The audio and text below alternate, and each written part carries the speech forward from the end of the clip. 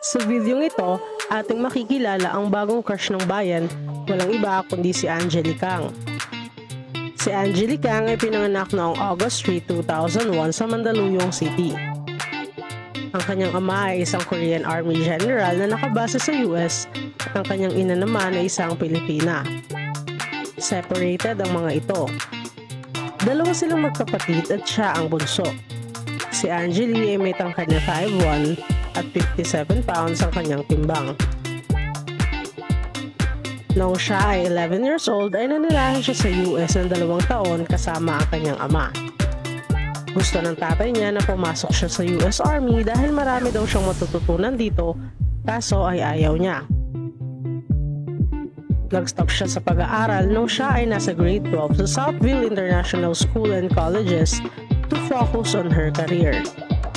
Hindi naman daw niya ito pinagsisihan dahil kung hindi niya daw ito ginawa ay marahil wala siya sa kinatatayuan niya ngayon. Pero kung sakaling ipagpapatuloy niya ang kanyang pag-aaral, ay gusto niya maging doktor at kung hindi kaya, ay lawyer or chef. Sa loob ng 2 years na pag-i-stay niya sa US ay naging black belter din siya sa taekwondo. Naisa na ng coach niya na isali siya sa international tournaments, kaso umuwi na siya dito sa Pinas kaya hindi natuloy. Noong siya ay 15 years old, nag-start siya bilang cosplayer sa SM Mega Mall hanggang sa may nag-offer sa kanyang cameraman ng ABS-CBN na maging model taong 2017. Bago siya na-discover ng kanyang manager ngayon na si Jojo Veloso at bago makapasok sa Viva Agency ay nagtrabaho muna siya sa Filmoda Entertainment Production bilang model. Unang napanood si Angeli sa palabas na Jojowain o Totropahin na sinundan ng Viva Max movie na Taya, kung saan nakasama niya dito sina AJ Laval, Jella Cuenca at Shandy Guzman. Pagkatapos ng successful movie na ito ay agad naman siyang nabigyan ng big break kung saan ay bida na siya sa isang movie na ang title ay Mahjong Nights.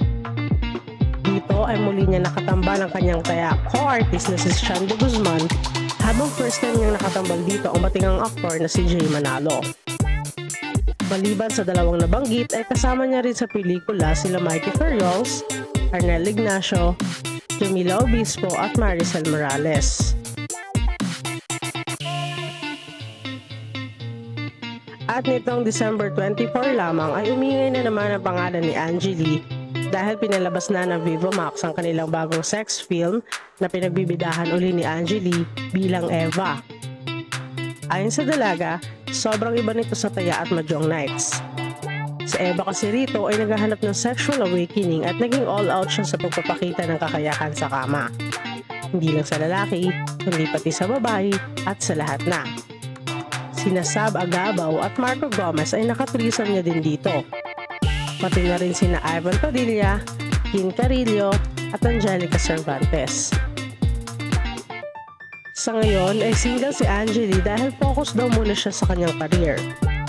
At sabi niya sa isang interview na ang gusto niya daw sa isang lalaki ay not too old but not too young.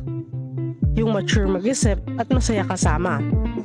Plus points na lang daw yung looks, basta mahalaga para sa kanya ang personality. Maximum of 5 years daw ang gap na gusto niya kung older sa kanya ang lalaki magugustuhan niya kung sakali.